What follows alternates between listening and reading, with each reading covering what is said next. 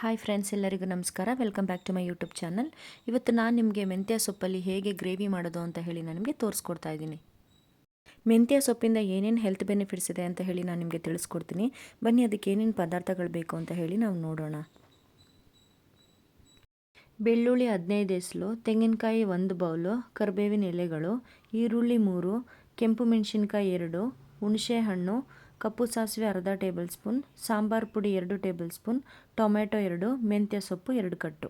ಪದಾರ್ಥಗಳು ಎಷ್ಟೆಷ್ಟು ಪ್ರಮಾಣದಲ್ಲಿ ಬೇಕು ಅಂತ ಹೇಳ್ತೀನಿ. 15 ಬೆಳ್ಳುಳ್ಳಿ ಎಸಳು, ಅರ್ಧ ಬೌಲು ತೆಂಗಿನಕಾಯಿ, ಸ್ವಲ್ಪ ಕರಿಬೇವಿನ ಸೊಪ್ಪು, 3 ಈರುಳ್ಳಿ, ಮತ್ತು ಚಿಕ್ಕದು ನಿಂಬೆಹಣ್ಣು ಗಾತ್ರದಷ್ಟು ಹುಣಸೆ ಹಣ್ಣು, ಮತ್ತು 2 ಒಣಮೆಣಸಿನ್ಕಾಯಿ, ಅದ್ರ ಜೊತೆಗೆ ಸ್ವಲ್ಪ ಸಾಸಿವೆ ಅರ್ಧ ಟೇಬಲ್ ಸ್ಪೂನಷ್ಟು, ಮತ್ತು 2 ಟೇಬಲ್ ಸ್ಪೂನಷ್ಟು ಖಾರದ ಪುಡಿ, 2 ಟೊಮ್ಯಾಟೊ, 2 ಕಟ್ಟು ಮೆಂತ್ಯ ಸೊಪ್ಪನ್ನ ನಾನು ಕ್ಲೀನ್ ಮಾಡಿ ಇಟ್ಕೊಂಡಿದ್ದೀನಿ.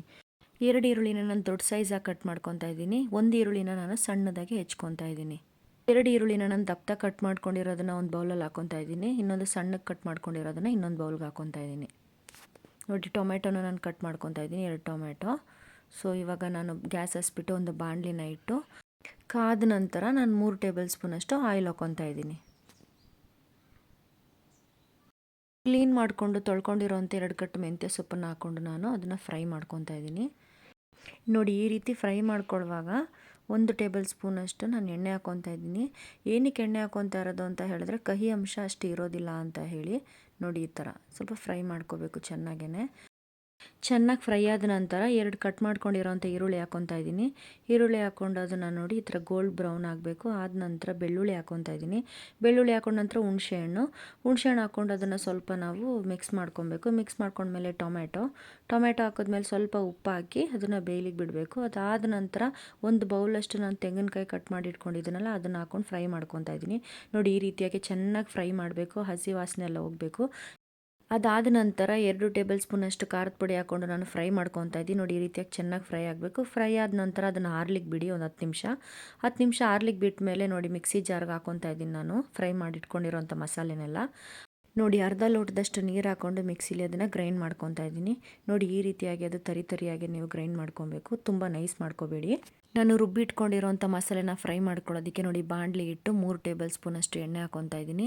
ಎಣ್ಣೆ ಹಾಕೊಂಡ ನಂತರ ಸಾಸಿವೆ ಅರ್ಧ ಟೇಬಲ್ ಸ್ಪೂನಷ್ಟು ಹಾಕೋತಾ ಇದ್ದೀನಿ. ಆಮೇಲೆ 2 ಒಣಮೆಣಸಿನ್ಕಾಯಿ, ಅದ್ರ ಜೊತೆಗೆ 1 ಈರುಳ್ಳಿ ಹೆಚ್ಚಿಟ್ಕೊಂಡಿರೋವಂಥದ್ದನ್ನ ಹಾಕ್ಕೊತಾ ಇದ್ದೀನಿ.